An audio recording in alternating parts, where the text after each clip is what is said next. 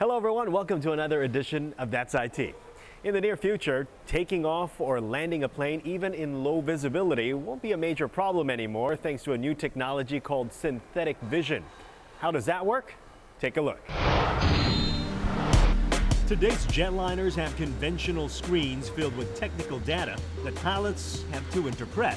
Honeywell's synthetic vision system converts the data into 3D virtual view of what's outside. It shows a real graphical representation of the surrounding terrain and obstacles that may be in the way. This means that even in zero visibility, in thick cloud, complete darkness, or fog, the pilot should be able to see where he's going just as easily as if flying conditions are perfect. The technology that we're showcasing here provides the pilots with precision navigation and improved situational awareness. That lets the aircraft fly much more efficiently, fly direct routes, and lets the pilots know exactly where they are anywhere in time, improving safety. The company claims synthetic vision system will improve what pilots call situational awareness, which in simple language means knowing where they are. The synthetic vision system features special landing and runway software that is aimed at making it easier for pilots to identify the right runway. On this flight, the pilot has the benefit of fine weather. But imagine it's foggy or stormy. You look through the cockpit window and you'll see next to nothing.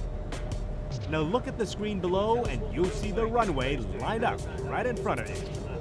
Well, if you're coming in to land in low visibility or in wind, the runway display gives you an indication of exactly where the runway is. If the aircraft is actually, if you're flying in a crosswind, the aircraft could be off to the side and you'd know exactly where to look for the runway, in this case straight ahead. For now, the synthetic vision system is only available in smaller business aircraft. But by next year or so, Honeywell expects to see more commercial airlines using its new fail-safe navigational system. And now we get hands-on with two of the latest smartphones out in the market this week. Just in case you're in the market, take a look at these before deciding. E7 is Nokia's new flagship business phone, and if you think it resembles the N97 both in form factor and style, then you are right. Except this one comes with a bigger 4-inch AMOLED capacitive touchscreen and Nokia's trademark clear black technology. So let's open it up and see how it can be a mobile office. The Quick Office application lets you view documents, spreadsheets, or PowerPoints, and even lets you create these documents on the go. The E7 comes with a standard 16 gig memory, but if that is not enough for you, then check out this attachment. Well, this thing allows you to plug in a flash drive to expand your storage space for you to import or export files without the hassle. Quite nifty. Now here comes the unfortunate part of the E7. It only comes with 3 home screens, while most of its contemporaries come with 5. And it still runs on Symbian's operating system. Not exactly the coolest OS around these days. If you're a Nokia loyalist, my advice is to wait it out and see what comes out with its partnership with Microsoft Phone 7. A new smartphone running on the popular Android OS is the Sony Ericsson Xperia Arc, and as you can see, it is a very slim case, measuring just 8.7 millimeters. The Arc is powered by the latest Android Gingerbread OS, and it is bundled with the latest Sony technologies, like Mobile Bravia engine, which takes TV innovation to mobile.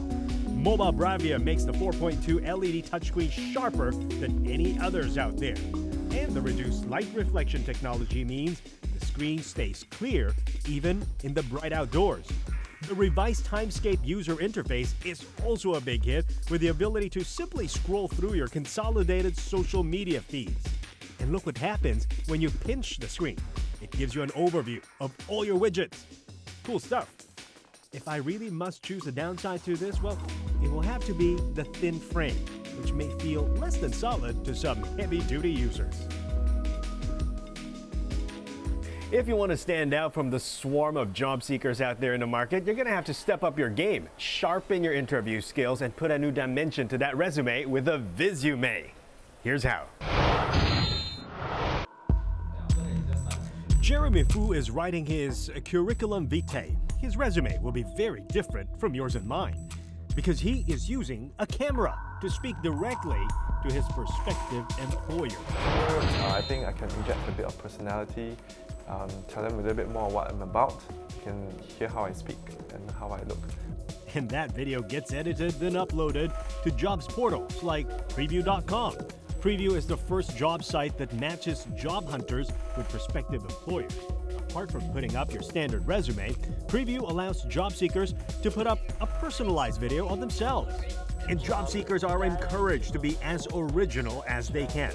So while Jeremy's style is still laid back, others can be more daring.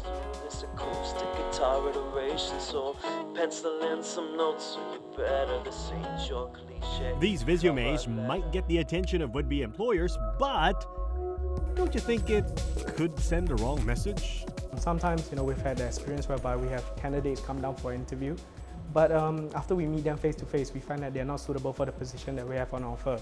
So if I had the opportunity to actually get to meet them, see how they actually present themselves on a video, I may not have to waste both my time and their time.